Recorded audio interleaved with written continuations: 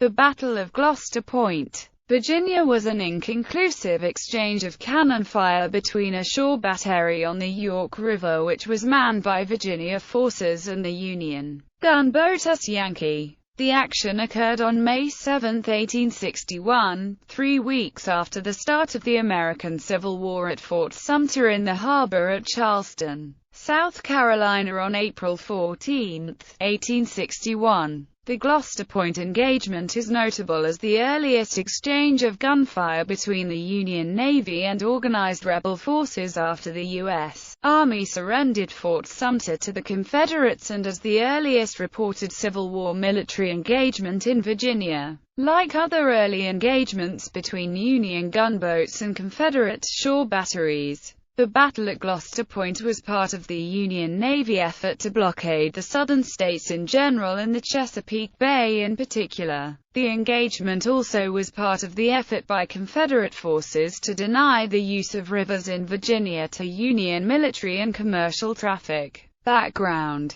on April 15, 1861, the day after the U.S. Army garrison surrendered Fort Sumter to Confederate forces, President Abraham Lincoln called for 75,000 volunteers to reclaim federal property which had been seized by the Confederates and to suppress the incipient rebellion of the 7 Deep South slave states which had formed the Confederate States of America. 4 Upper South states which also permitted slavery, including Virginia, refused to furnish troops for this purpose. These states immediately began the process of secession from the Union in order to join the Confederacy. On April 17, 1861, the delegates previously elected to the Virginia Secession Convention in Richmond, Virginia passed an ordinance of secession from the Union. The ordinance was subject to a ratification vote of the people of the state to be held on May 23, 1861. Nonetheless, the actions of the convention and Virginia's Governor John Letcher effectively took Virginia out of the Union before the vote could be taken. In particular, the convention authorized the governor to call for volunteers to join the military forces of Virginia to defend the state against federal military action. On April 22, 1861, Governor Letcher appointed Robert E. Lee Commander-in-Chief of Virginia's Army and Navy forces. On April 24, 1861, Virginia and the Confederate States agreed that the Virginia forces would be under the overall direction of the Confederate President pending completion of the process of Virginia joining the Confederate States. These developments showed Virginia would complete the process of secession. Therefore, President Lincoln did not wait for the vote of the people of Virginia on the issue of secession before he took action that treated Virginia as part of the Confederacy. On April 27, 1861, Lincoln extended the blockade of the 7 original Confederate states which he had declared on April 19,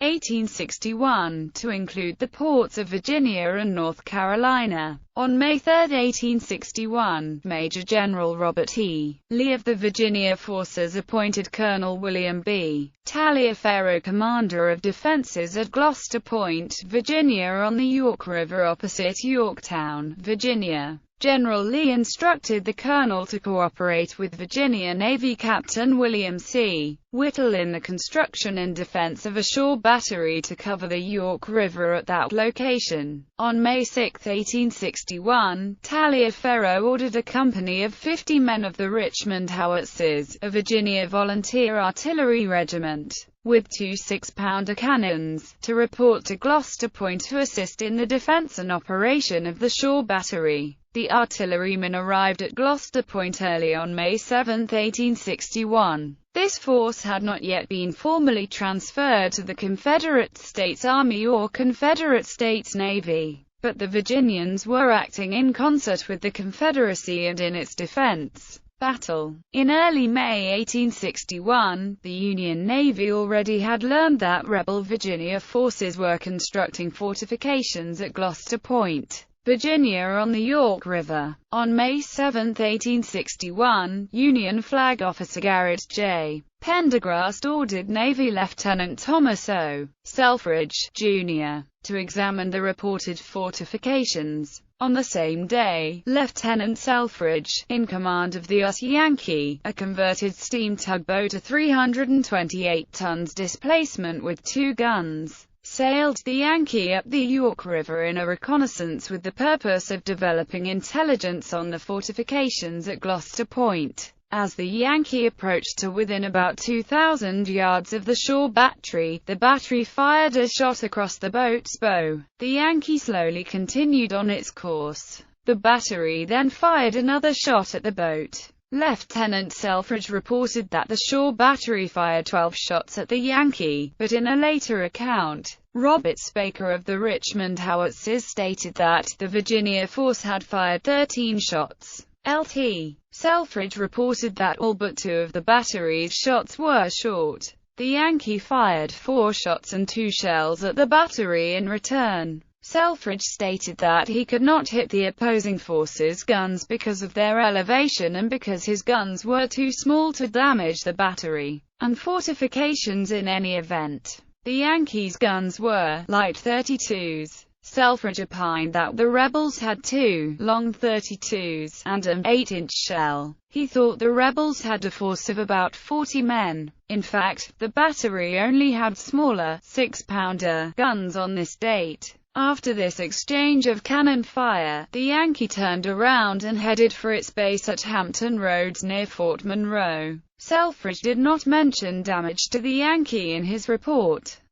Robert Baker of the Virginia force recalled that 2 shots from the battery hit the Yankee. Neither side reported any of their men as killed or wounded. Despite Baker's later account that Colonel Taliaferro directed the actions of the Richmond Howitzers at Gloucester Point on May 7.